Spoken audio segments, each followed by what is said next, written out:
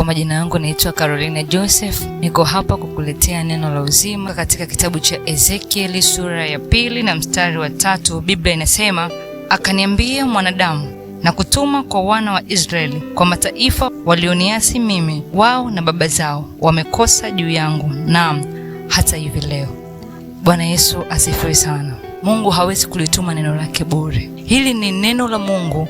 Hili ni agizo ambalo Mungu alikuwa anampatia Ezekiel, anamwambia ninakutuma kwa mataifa wanaoasi, walioniasi mimi, wao na baba zao. It means sio kizazi tu kimoja, lakini pamoja na baba zao walikuwa wamemwasi Bwana. Bwana anamwagiza Ezekiel, anamwambia aende kwa wanadamu, aende akawaambie wale waliomwasi Bwana lile kosa ambalo wale wana wa Israeli walitenda wao pamoja na baba zao. Mungu lilimchukiza, na ndio maana akachukua hatua ya kusema na Ezekiel ili aweze kwenda kuambia wana wa Israeli waweze kurekebisha makosa yao.